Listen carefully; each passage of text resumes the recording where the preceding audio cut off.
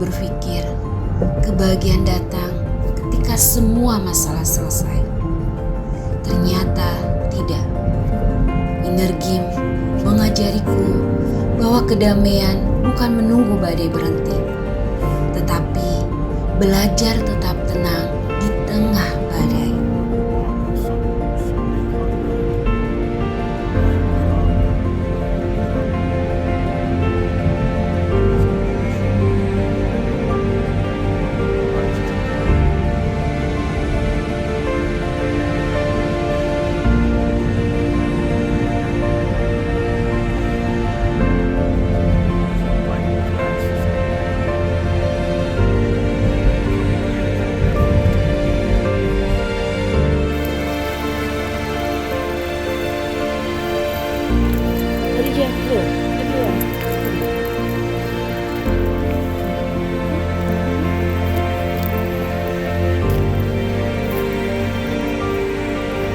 Sebelum mengenal inner game, aku sudah menjalani banyak perjalanan. Mengantar anak ke halte di sekolah, menjalankan tugas-tugas sederhana setiap hari, bekerja di luar rumah, pagi hingga petang atau bahkan hingga malam. Tetapi saat itu aku belum menyadari bahwa Allah sedang mengajariku satu pelajaran demi satu pelajaran tentang hati.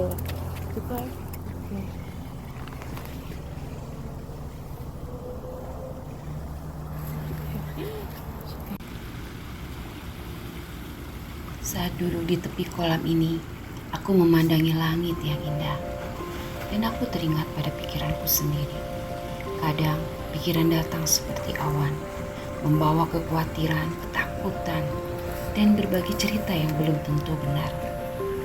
Dulu aku sering mempercayai semuanya.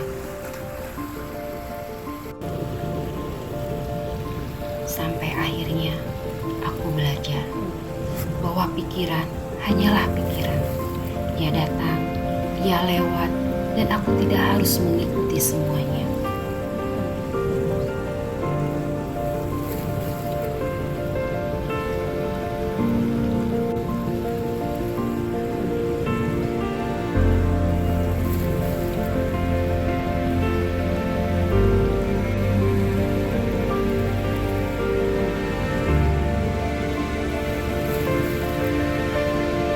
Langit yang tetap luas, meski awan datang dan pergi, hati pun bisa tetap tenang. Ketika kita tidak mempercayai setiap pikiran yang melintas dan memilih kembali kepada Allah.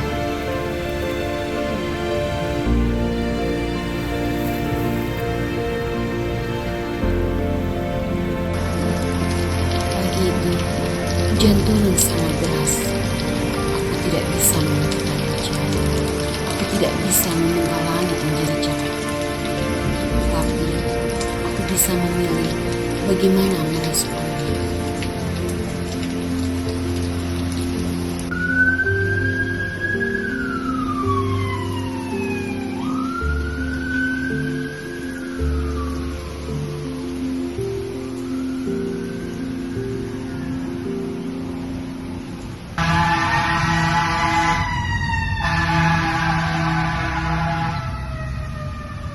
Lama kemudian, sirine terdengar berulang kali dan aku memperhatikan sesuatu.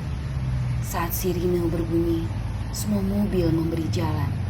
Mereka melambat, mereka menepi, mereka berhenti dengan aman. Tidak ada yang berusaha mengendalikan sirinenya.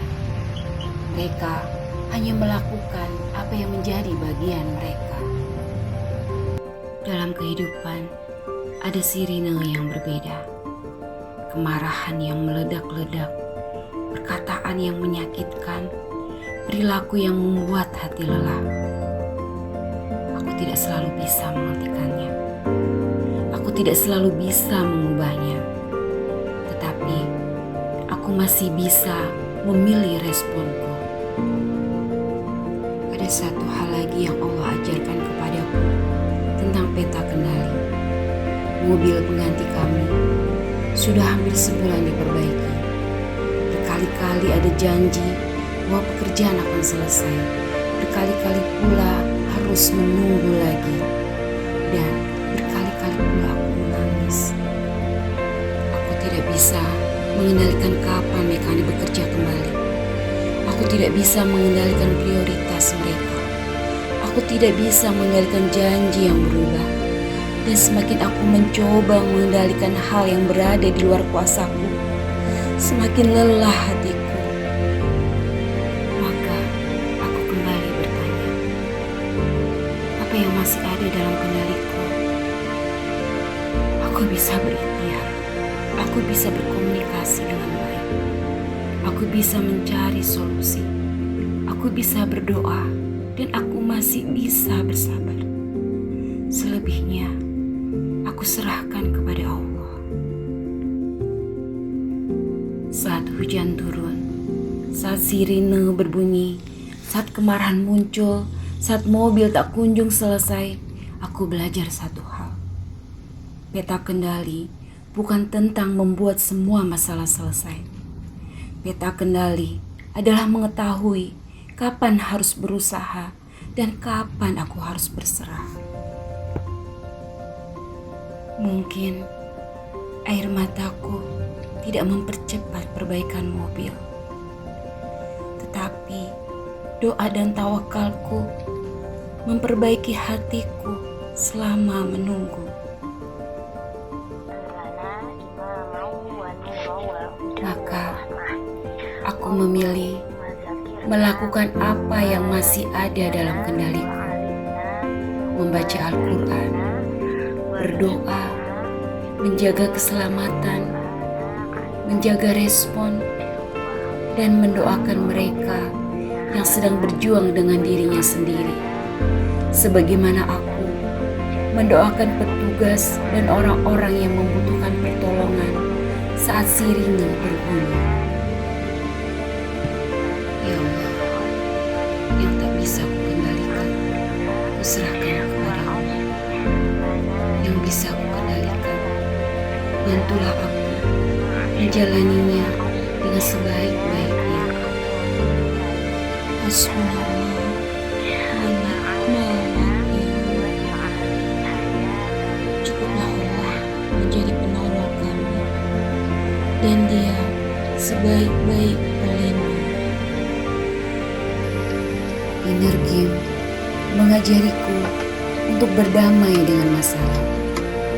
Tetapi berdamai bukan berarti menyerah, dan bukan berarti pula membiarkan sesuatu yang berbahaya terjadi. Ketika seorang anak mulai melakukan tindakan yang membahayakan dirinya atau orang lain, kasih sayang harus berjalan bersama ketegasan. Saat kompor menyala, ada minyak panas, ada benda-benda yang bisa melukai. Keselamatan harus menjadi prioritas. Dan anak perlu belajar bahwa setiap tindakan memiliki akibat. Ya Allah. Aku belajar bahwa mengatakan tidak juga bentuk cinta. Memberikan batasan juga bentuk cinta. Mengajarkan tanggung jawab juga bentuk cinta. Stop Hadijah, stop.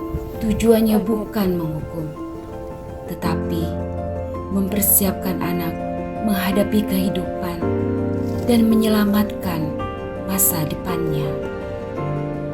Sebagai orang tua, aku tidak hanya berdoa, aku juga berikhtiar, rutin berkonsultasi dengan psikiater, mengikuti arahan dokter, menyiapkan obat, mengatur pola makan, mengatur aktivitas harian, dan terus belajar memahami kebutuhan anak.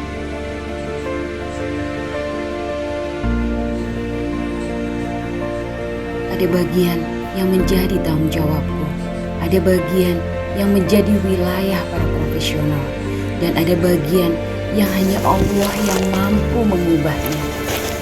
Tugasku adalah terus melakukan ikhtiar terbaik. Hasilnya kuserahkan kepada Allah.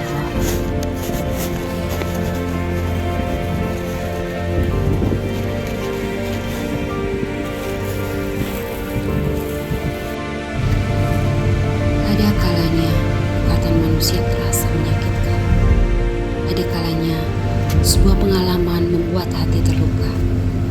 Ada kalanya aku bertanya, apakah perjalanan ini masih layak dilanjutkan? Jika aku berhenti karena perkataan manusia, apa yang sebenarnya akan hilang? Aku bisa kehilangan kesempatan untuk bersilaturahim. Aku bisa kehilangan waktu-waktu terbaik untuk berdoa. Aku bisa kehilangan kesempatan mendengar ayat-ayat Allah yang menenangkan hati. Terkadang Allah tidak hanya memberiku pelajaran di tempat tujuan. Allah juga mengajariku sepanjang perjalanan menuju ke sana. Lalu aku sadar, aku tidak melakukan perjalanan ini untuk mencari penerimaan manusia.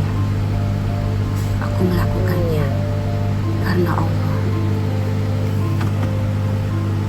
Dan ketika suatu hari aku tidak datang, bukan berarti aku tidak menginginkan keberkahan. Kadang Allah ingin aku tetap di rumah, menjaga amanah yang sedang dititipkan kepadaku, belajar sabar melalui keadaan yang sedang kuhadapi. Dan tanpa kusadari, Allah sedang mengundangku ke sebuah pertemuan yang lebih pribadi. Bukan di tengah keramaian, tetapi dalam heningnya malam, melalui ayat-ayat yang kubaca sendirian.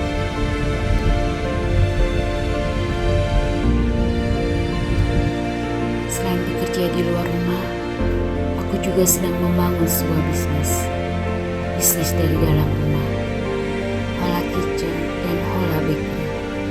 Dan tanpa kusadari, inner game hadir dalam setiap perjalanannya. Aku tidak bisa mengendalikan siapa yang membeli. Aku tidak bisa mengendalikan pendapat orang. Tetapi, aku bisa memperbaiki produk, belajar membuat konten, belajar membuat iklan, dan terus bertumbuh. Mau bekal simpel bikin kenyang, arem-arem, hola.